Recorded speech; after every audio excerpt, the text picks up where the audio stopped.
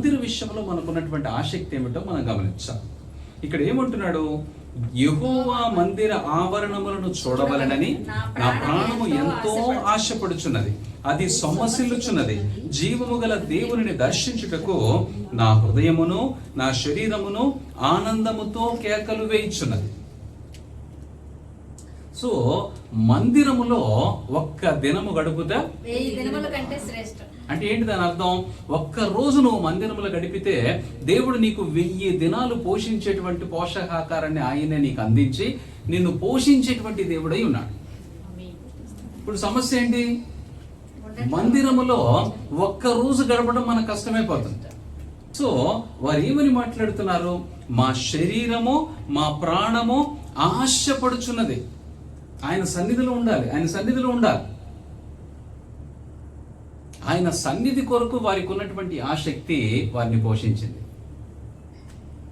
దేవుని సన్నిధి కొరకు మనకు ఉండవలసినటువంటి ఆసక్తి ఏమిటో, అది మనల్ని ఎలా పోషిస్తుందో ఆ ఆసక్తిని బట్టి దేవుని యొక్క స్వాస్థ్యమును మనం అనుభవించాలి. మీరు దేవుని సన్నిధిలోకి వస్తే మీకు ఇవ్వవలసినవన్నీ అక్కడ ఆల్రెడీ రెడీగా ఉన్నాయి. అవన్నీ మీకు ఒక్కొక్కటిగా దేవుడు మీకు అనుగ్రహిస్తూ ఉంటాడు. సో సమస్య ఎక్కడుంది? మనం రావట్లేదు. ఆయన సన్నిధిలోకి ఉత్సాహముతో రావట్లేదు, సంతోషముతో రావట్లేదు. ఆయన సన్నిధిని కోరుకునేటువంటి ఆశ మనకి లేదు. ఎలా వచ్చాం? ఏదో ప్రోటోకాల్, శుక్రవారం రాకపోతే మళ్ళీ ఇప్పుడు ఫోన్ చేస్తుంది, ఆదివారం రాకపోతే ఫోన్ చేస్తుంది అని వచ్చాం.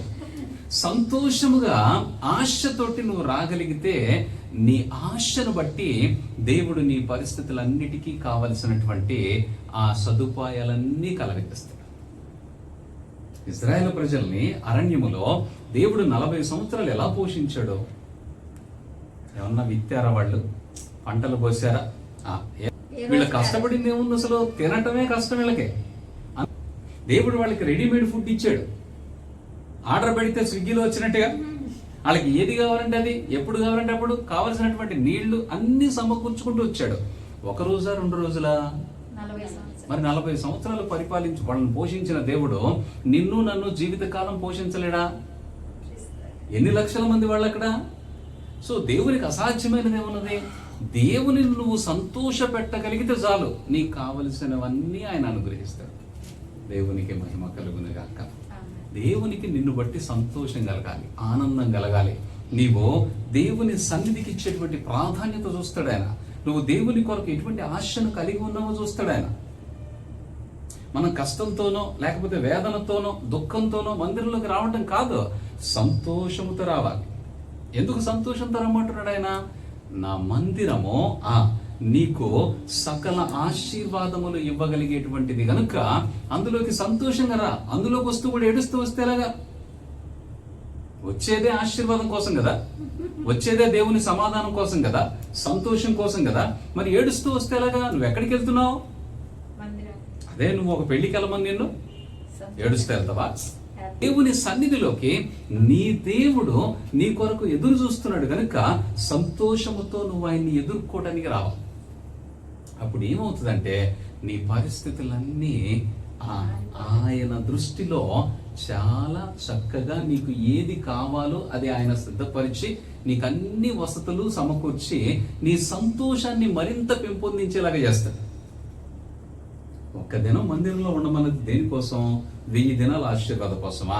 ఈ ఒక్క దినం నువ్వు సంతోషంగా ఉంటే 1000 దినాలు నీ జీవితంలో ఆశీర్వాదం ఉంటుందా? 1000 దినాల ఆశీర్వాదం కోసం ఒక్క రోజు నువ్వు సంతోషాన్ని తెచ్చుకోలేకపోతే ఎలాగా? సంతోషంగా నేను మందిరానికి వెళ్తున్నా, సంతోషంగా వెళ్ళాలి. నీ మందిరమే నీ సంతోషమును బట్టి నీకు సకల ఆశీర్వాదములు ఇవ్వగలిగేది. ఇక్కడ సంతోషం చూపించకుండా నువ్వు దేవుని వద్ద నుండి ఆశీర్వాదం పట్టుకుని పోలేవు. ఇక్కడ సంతోషం కావాలి, ఆనందం కావాలి, ఆశ ఉండాలి.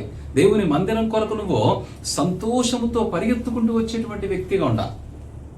ఎందుచేతనంటే ఆయన మందిరము నిర్మించినప్పుడు ఆయన చాలా స్పష్టంగా చెప్పాడు, ఎవరు ఈ మందిరము తట్టు తిరిగి ప్రార్థన చేస్తారో వారి అవసరతలన్నిటినీ, వారికి ఉన్నటువంటి కష్టమంతటిని, వారికి ఉన్నటువంటి సమస్త విధములైనటువంటి అవరోధాలన్నిటిని నేను తొలగించి వారికి నేను మేలు చేస్తాను అని చెప్పాడు.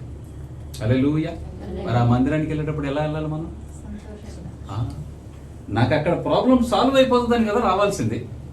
నువ్వు అడుగు పెట్టేటప్పటికే నీ సంతోషమును బట్టి నీ ప్రాబ్లం నీకు సాల్వ్ అయిపోవలే, నీకు సమాధానం వచ్చేయాలి. దేవుని మందిరములోనికి మొట్టమొదట మోకరించిన రోజునే నాకు సమాధానము కలిగింది కాబట్టి ఆ సమాధానాన్ని మరలా మరలా అనుభవించడానికి దేవుని సన్నిధిలోకి వచ్చాను నేను. సో దేవుని సన్నిధిలోనే మనకు కావలసినవన్నీ సిద్ధపరచబడి ఉన్నాయి. మనం సంతోషంగా వెళ్ళి తెచ్చుకోవడమే. మనకి ఈ సీక్రెట్ తెలియక మనం ఏం చేస్తున్నాం? వస్తున్నాం వెళ్తున్నాం. అరే ఏమిటి సమస్యకి పరిష్కారం దొరకట్లేదు, సంతోషం లేదు, ఆనందం లేదు, జీవితం అంతా ఏంటో గడిచిపోతుంది తప్ప ఉపయోగం ఉన్నట్టు కనపట్లేదు. ఎలాగండి? ధనవంతుడైనటువంటి దేవుడు, సర్వభూమికి సృష్టికర్త అయినటువంటి దేవుడు మన పక్షంగా ఉండి మన కొరకు ప్రాణం పెడితే నీకు ఇంకా ఇవ్వవలసింది లేదా ఆయన ఇవ్వకుండా ఆపేది ఏముంటుంది చెప్పండి? మరి ఏంటి రీజను? సంఘములోనే ఏడుపులు, సంఘములోనే వేదన, సంఘములోనే బాధ ఉండటానికి కారణం ఏంటి? వీళ్ళకి దేవుని పట్ల ఆసక్తి లేకపోవటమే, దేవుని పట్ల సంతోషం లేకపోవటమే, దేవుని పట్ల నమ్మిక పరిపూర్ణంగా లేకపోవటం వల్ల. పూర్తిగా ఆధారపడి ఆయన మీద అంటే సగం ఆధారపడతావు, రెండు పడవల మీద కాళ్ళు పెడతావు, ఒక పక్కన కాసేపు అటు తిరుగుతావు, ఒక పక్కన ఎటు తిరుగుతావు. సో దీనివల్ల ఏమవుతుందంటే మనము సంతోషంగా దేవునిని చేరుకోలేకపోతున్నాం. దేవుడు సంతోషంగానే ఉన్నాడు, కానీ నువ్వు ఏడుస్తూ కూర్చుంటే ఆయనకి ఎలా ఉంటుంది? నువ్వు సంతోషంగా ఆయన దగ్గరికి వచ్చినప్పుడు ఏం కావాలి నీకు? వాట్ ఎవర్ యు ఆస్క్, నీకేం కావాలో చెప్పు, నువ్వు సంతోషంగా రా, సంతోషంగా వచ్చి ఏం కావాలంటే తీసుకో. కానీ మనము ఏదో ఒక భారంతో వస్తాం, ఏదో ఒక కష్టంతో వస్తాం. మంచిదే, కష్టానికి అక్కడ పరిష్కారం ఉందని వస్తున్నావా? కష్టం లాగానే ఉంటుందని వస్తున్నావా? మరి పరిష్కారం ఉందన్నప్పుడు నువ్వు ఎలా రావాలి? ఖచ్చితంగా నీకు అక్కడ ఒక ఆశీర్వాదం ఉంది అనుకున్నప్పుడు దేవుని మందిరంలోకి నువ్వు సంతోషంగా రావాలి.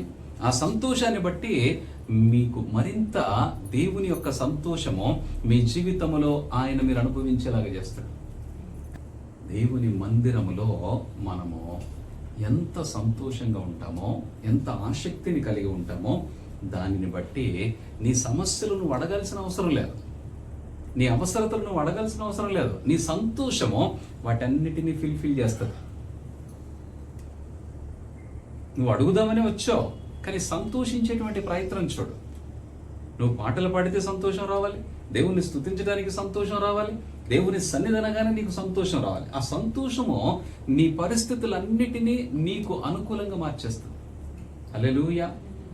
నువ్వేం చెయ్యి? దేవుని యందు ఆసక్తి ఉన్నటువంటి వాళ్ళు అడుగు పెడితే ఏంటంట, అరణ్యాలు కూడా మంచి భూములుగా మార్చబడతాయి. బాకా లోయలో కూడా దేవుని యొక్క ఆశీర్వాదము కొమ్మరించబడుతుంది. నువ్వు ఎక్కడికైనా వెళ్ళు, నీ పరిస్థితులు ఏమైనా కావచ్చు, దేవుని సన్నిధిలోకి వచ్చినటువంటి వ్యక్తులు దేవుని యొక్క ఆశీర్వాదాలన్నీ చూడగలుగుతారు. హల్లెలూయా.